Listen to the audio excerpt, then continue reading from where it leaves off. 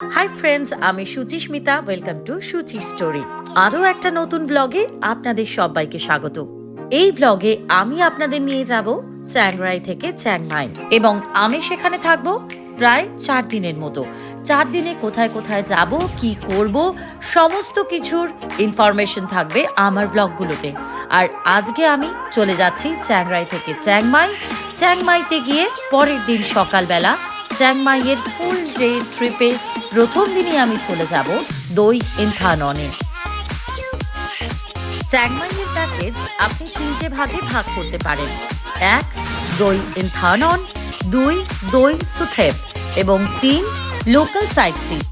যেদিন আপনি চ্যাংরাই থেকে চ্যাংমাই আসছেন সেদিন কিন্তু খুব বেশি প্লেস আপনি ঘুরতে পারবেন না, কারণ আপনার প্রায় 3.5 থেকে 4 ঘন্টা লাগবে আসতে।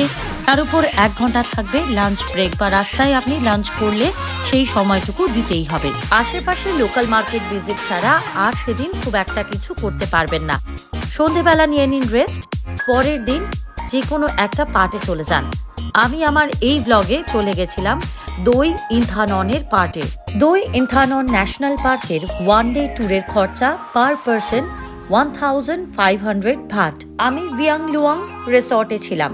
তার পাশেই রয়েছে অনেকগুলো ট্রাভেল এজেন্সি যারা এরকম 1 ডে ট্যুর বুক করে দেয়। তাদের একজনের কাছ থেকে সবচেয়ে কম দামে পেলাম, মাত্র 1500 ভাট পার পারসন। এর মধ্যে ইনক্লুড রয়েছে প্রতিটি জায়গার এন্ট্রি ফি, রয়েছে লাঞ্চের ব্যবস্থা এবং ওয়াটার বটল। প্রতিবারের মতো এবারও ব্রেকফাস্ট সেরে উঠে পড়লাম সকাল 8টার সময় গাড়িতে। আমাদের প্রথম স্টপ ছিল ওয়াচিরাথন ওয়াটারফল। এই ওয়াচিরাথন জলপ্রপাতের উচ্চতা প্রায় 70 থেকে 80 মিটার। বর্ষাকালে স্বভাবতই জলপ্রপাত আরও বেশি শক্তিশালী ও চওড়া হয়ে যায়।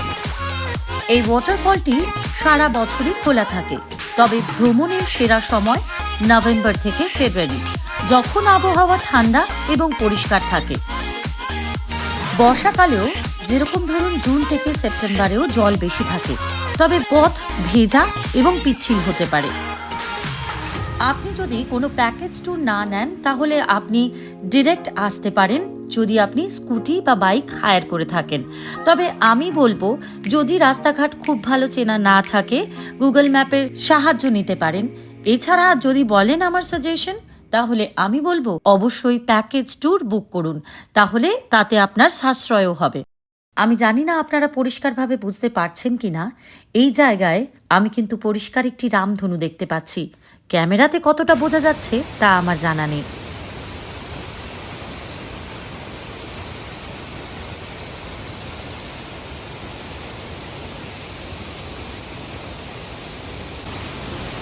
ঝর্ণার শব্দ এখানে এতটাই জোরে হচ্ছিল, পাশে দাঁড়িয়ে কারোর কথা আপনি শুনতে পর্যন্ত পাবেন না। আর হ্যাঁ, বর্ষাকালে যদি আপনি যান অবশ্যই কিন্তু রেনকোট ছাতা ক্যারি করবেন। বর্ষাকালে না গেলেও পাতলা একটা রেনকোট অবশ্যই ক্যারি করবেন, কারণ জলের ছাটে আপনার জামা কাপড় ভিজে যাওয়ার সম্ভাবনা থাকে।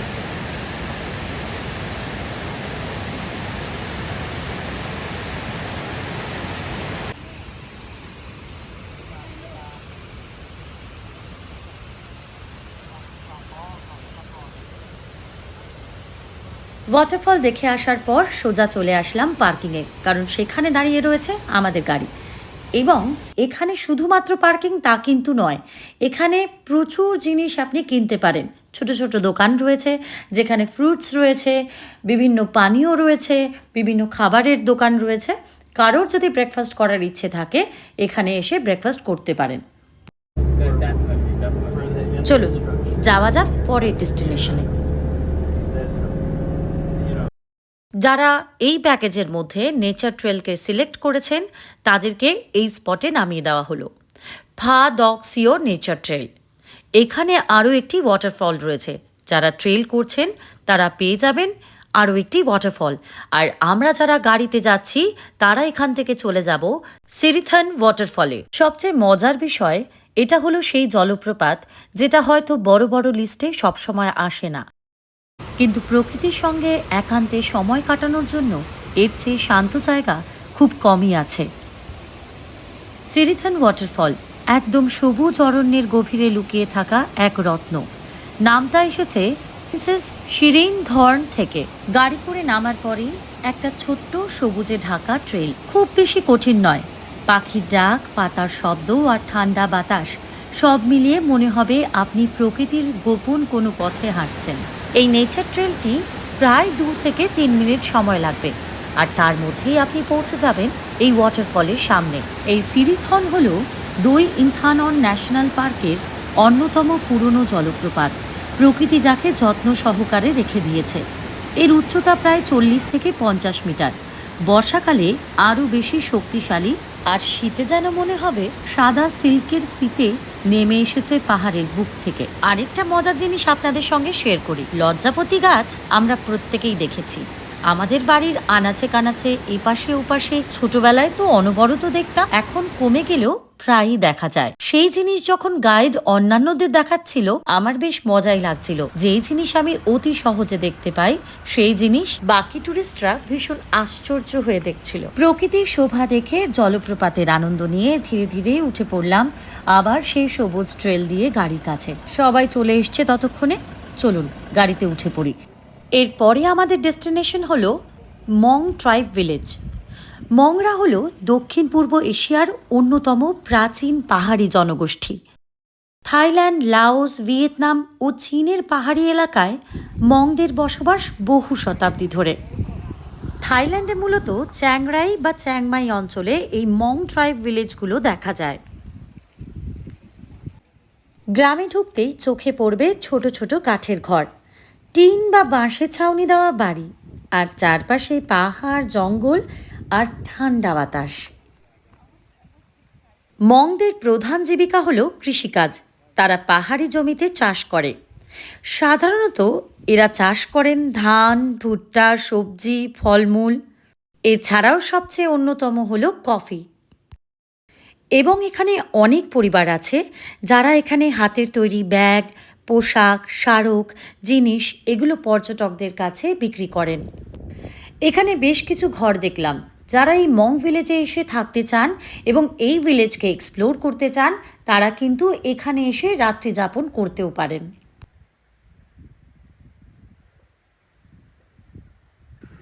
পাহাড়ের কোল বেয়ে কীভাবে মেঘগুলো গ্রামের ভেতরে ঢুকছে দেখুন। কিছুক্ষণের মধ্যেই এই মেঘগুলো একেবারে হাতের নাগালে চলে এসছিল।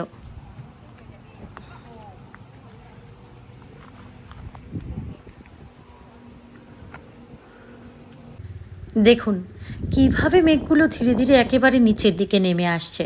বললাম না, কিছুক্ষণের মধ্যেই একেবারে হাতের নাগালে চলে আসবে।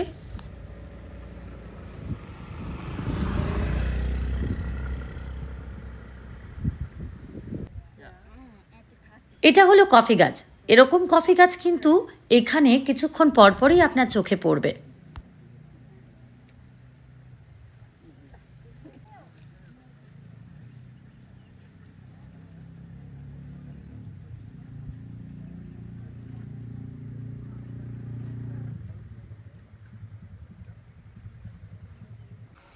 চলুন এবার আমরা যাব মং ট্রাইবরা কীভাবে পোশাক তৈরি করে নিজেদের জন্য এবং কিভাবে পোশাক তৈরি করে বিক্রি করে পর্যটকদের জন্য, সেটা দেখব।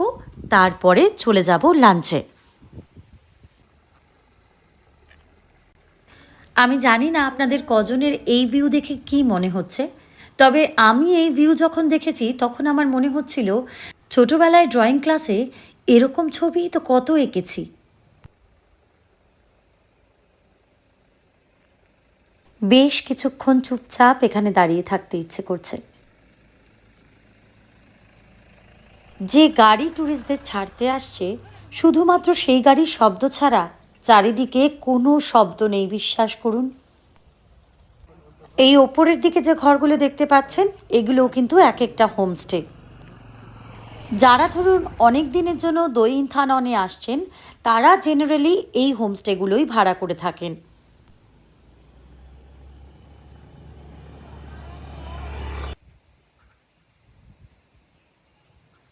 কিভাবে মেঘ ঢুকছে দেখুন।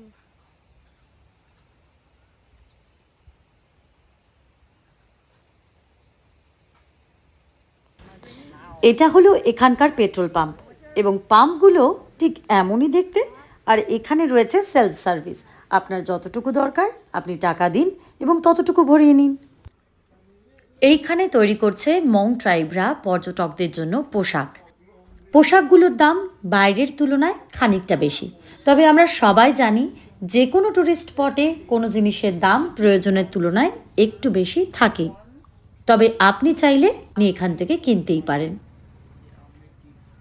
ট্যুরিস্টদের জন্য এক একটি ড্রেস বানাতে এনাদের সময় লাগে প্রায় 1 সপ্তাহের কাছাকাছি, তাই দাম কিছুটা বেশি হওয়াও স্বাভাবিক। দেখুন, মেঘ তো একদম হাতের মুঠোয় চলে এসছে। ভিডিওর শুরুতেই আপনাদের বলেছিলাম যারা আমাদের সঙ্গে বাসে করে আসেনি তারা 1.5 ঘন্টার মতো একটা ট্রেক করে এসছেন।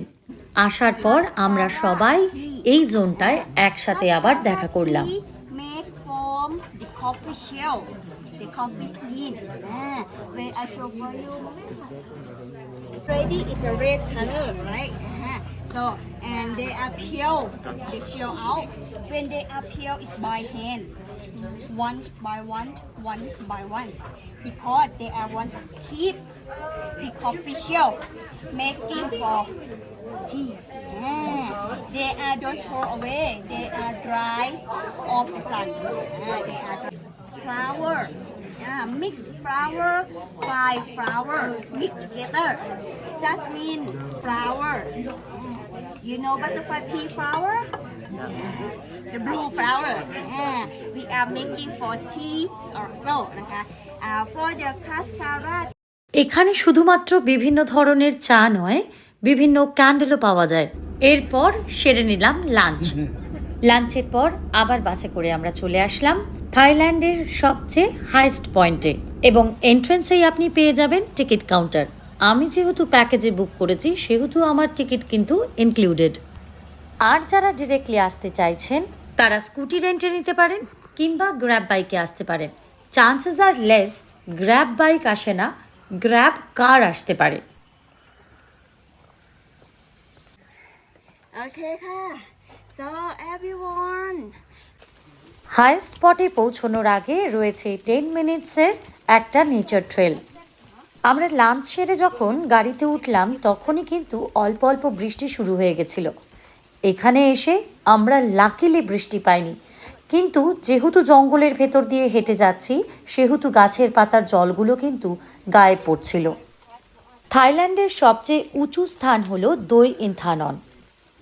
সমুদ্রপৃষ্ঠ থেকে প্রায় 2565 মিটার উচ্চতায় অবস্থিত।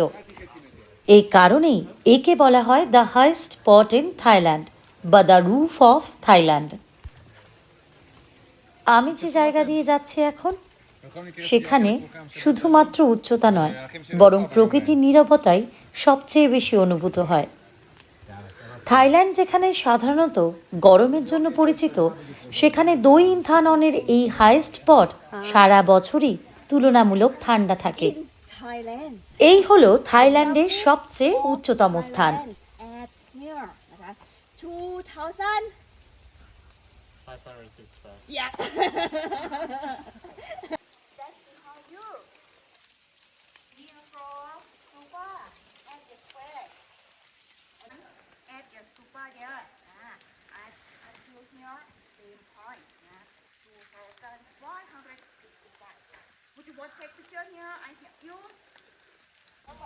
এখানকার স্থানীয় মানুষজন যে দেবতাদের বিশ্বাস করেন সেই দেবতার মূর্তি এখানে স্থাপন করা রয়েছে।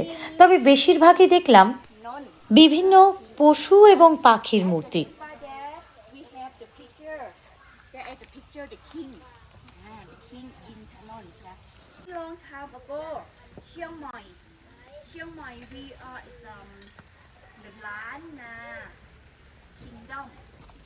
আবার কিছুটা নেচার ট্রেল করার পর আরও একটি স্পট আছে। এই স্পট কিন্তু থাইল্যান্ডের সর্বোচ্চ স্থান নয়, তবে পর্যটকদের ছবি তোলার উদ্দেশ্যে এই স্থানটিকে থাইল্যান্ডের সর্বোচ্চ স্থান হিসেবে ডেডিকেট করা হয়েছে।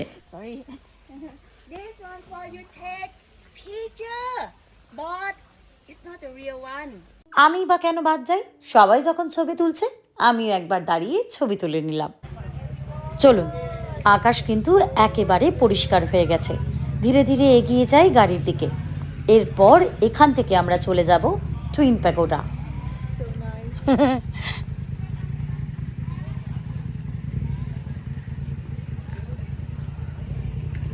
It's so creepy.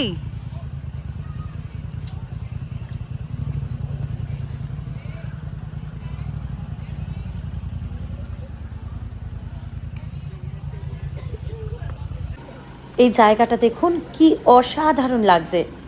যেমন জায়গাটা সুন্দর তেমনই আকাশটা সুন্দর।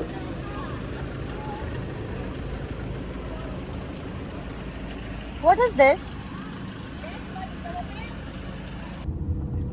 এরপর চলে যাচ্ছি টুইন প্যাগোডার দিকে। তবে টুইন প্যাগোডা যাওয়ার আগে আমাদের গাড়ি একটা পার্কিং লটে দাঁড়ালো। সেখান থেকে তারা আরও একটি গাড়ি দিল, যেই গাড়ি আমাদের নিয়ে যাবে টুইন প্যাগোডাতে।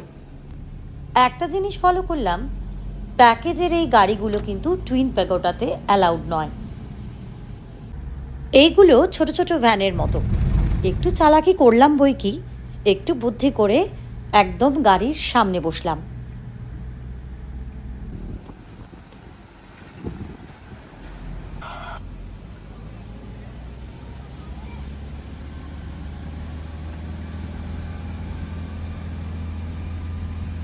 বাঁক ঘোরার সাথে সাথেই চোখে পড়ল কুইন প্যাগোডা। আপনি যদি কখনো থাইল্যান্ডের চ্যাংমাই ভ্রমণে আসেন, অথচ দই ইন্থানন ন্যাশনাল পার্কের ভেতরে থাকা টুইন প্যাগোডাতে না আসেন, তাহলে আমি বলবো আপনার চ্যাংমাই ভ্রমণ অসম্পূর্ণ থেকে যাবে।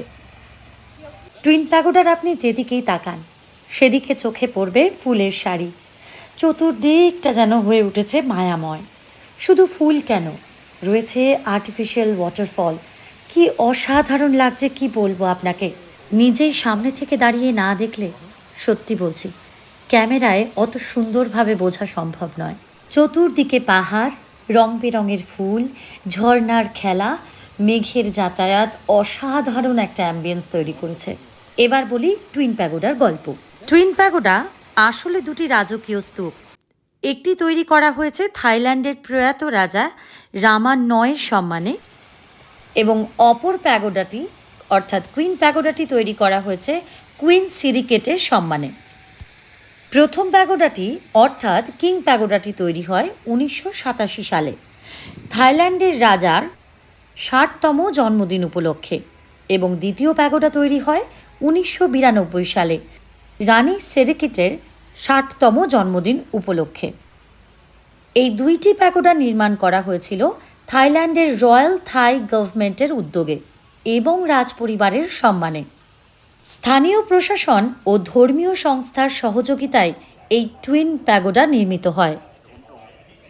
এইখানেও কিন্তু প্যাগোডার ভেতরে যেতে গেলে আপনার কিছু কিছু রেস্ট্রিকশনস আছে, যেরকম হাঁটুর ওপরে কোনো জামা কাপড় পরে আপনি যেতে পারবেন না, অথবা বিয়ার শোল্ডারের আউটফিটও কিন্তু এখানে অ্যালাউড না। তবে প্যাগোডার বাইরে র্যাপ করার জন্য র্যাপার আপনি পেয়ে যাবেন। পার্কিংয়ের পর আপনাকে হেঁটে যেতে হবে স্কোয়ার টার্মিনালে, যার একদিকে রয়েছে কিং প্যাগোডা এবং অপর দিকে রয়েছে কুইন প্যাগোডা। যাদের সিঁড়ি বেয়ে উঠতে অসুবিধে তাদের জন্য রয়েছে এসকেলেটরের ব্যবস্থা। এই টুইন প্যাগোডা খোলা হয় সকাল 8টা এবং খোলা থাকে বিকেল 5:30 পর্যন্ত।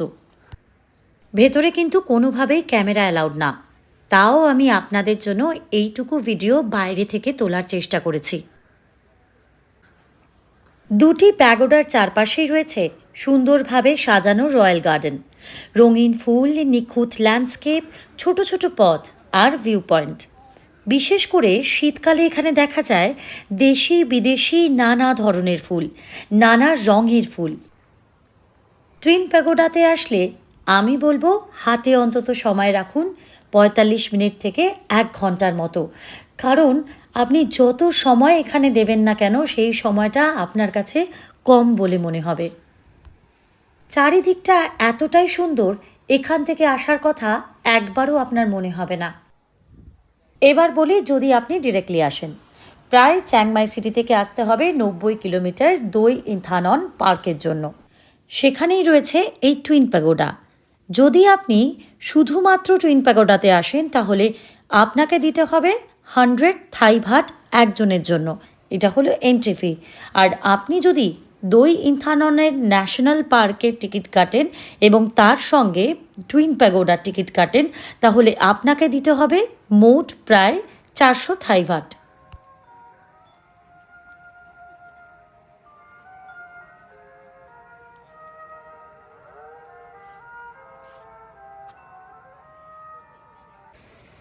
কিং প্যাগোডা থেকে নেমে আসার পর চলুন এবার যায় কুইন প্যাগোডার দিকে। দুটি প্যাগোডা একদম মুখোমুখি। এখানে একটি জায়গা আছে যেটা আপনাদের দেখাবো। সেই জায়গা থেকে দুটি প্যাগোডা একেবারে একসাথে দেখা যায়। যদি আপনি ছবি তুলতে চান তাহলে ঠিক সেই জায়গায় গিয়ে আপনি ছবি তুললে আপনার ছবির মধ্যে দুটো প্যাগোডাই সুস্পষ্টভাবে বোঝা যাবে।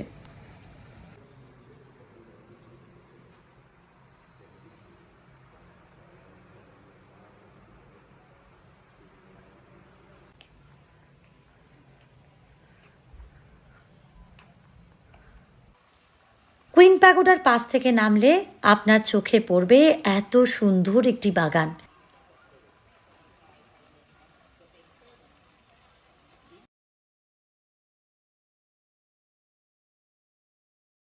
দেখে মনে হচ্ছে না একেবারে পিকচার পারফেক্ট প্লেস।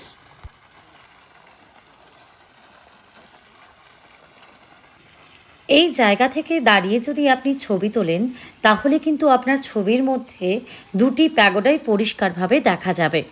এই সাঁকোটাই কিন্তু সেই প্লেস। তবে আমার ভাগ্যটা কিন্তু একটু খারাপ। আমি খালি চোখে দেখলেও যখন আপনাদের জন্য রেকর্ড করছিলাম ঠিক সেই সময় কিন্তু মেঘ ঢুকে গেছে, তাই একসাথে দুটো প্যাগোডা আপনাদের দেখাতে পারলাম না। দেখুন এখানে কিছুটা হলেও কিন্তু কিং প্যাগোডাকে দেখা যাচ্ছে।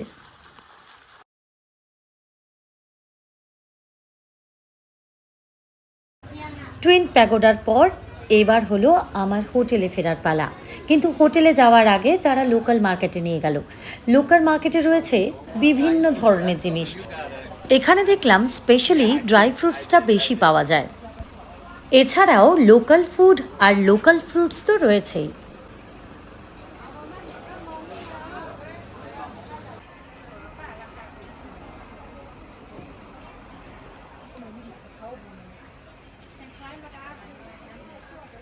You can try mushroom. Mushroom, avocado, sweet potato.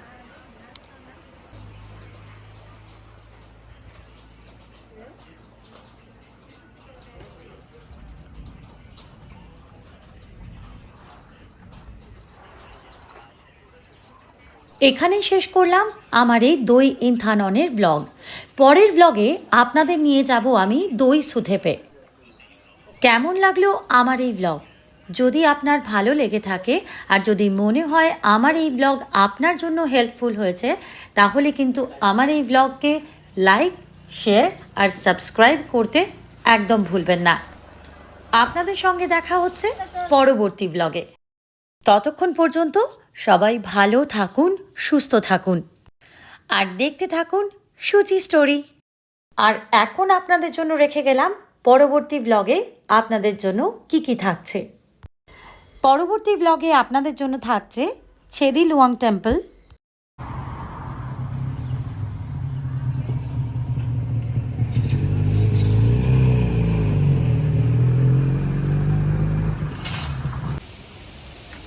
Dantewada cafe,